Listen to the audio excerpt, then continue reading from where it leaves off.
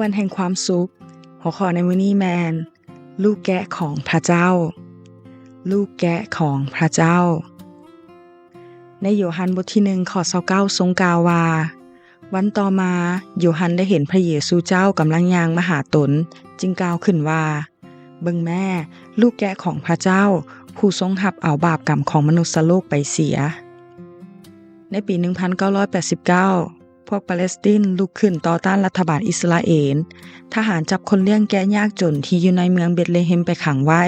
และต้อนแกะของพวกเขาไปร่วมไว้บอนเดียวกันมีผู้หญิงผู้หนึ่งมาขอแกะคืนเพราะเป็นทรัพย์สินทั้งหมดที่มีทหารให้บ่ได้พอจะฮู้ได้อย่างใดว่าแกะ12ตัวที่อ้างว่านางเป็นเจ้าของนั้นแม่นตัวใด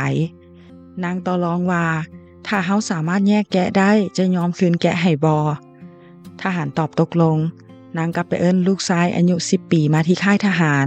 แล้วเด็กน้อยคนนั้นก็เริ่มเป่าคุยเมื่อแกะที่เป็นของลาวได้ยินเสียงคุยก็เริ่มตื่นขึ้นแล้วย่างออกมาจากคอกเทอละโต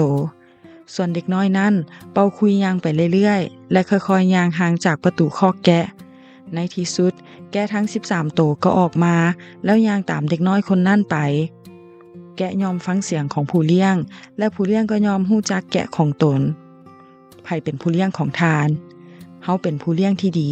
ผู้เลี้ยงแกะที่ดียอมสละชีวิตของตนเพื่อฝูงแกะพระเยซูเป็นผู้เลี้ยงที่ดีในเวลาเดียวกันก็ทรงเป็นลูกแกะที่หมายถึงพระเมสสาน้อยของพระเจ้าด้วยลูกแกะทั้งโลกนี้ในเฮบเรอบทที่7ข้อ27ทรงกล่าวว่าพระเยซูเป็นลูกแกะของพระเจ้า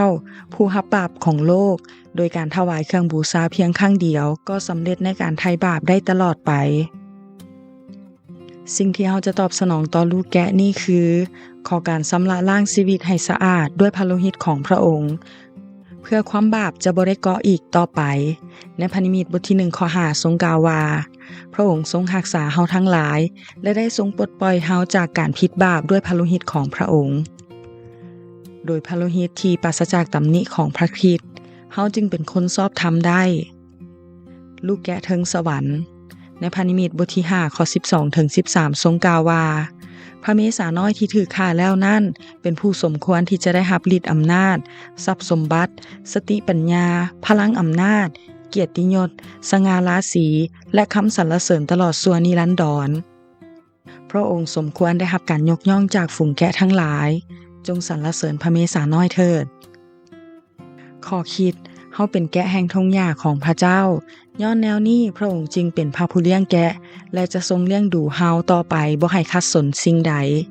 ในเวลาเดียวกันเฮาผู้ซึ่งเป็นลูกแกะก็ยอมฟังเสียงของผู้เลี้ยงและเดินตามต่อไปจนถึงแผ่นดินของพระเจ้าขอพระเจ้าอวยพร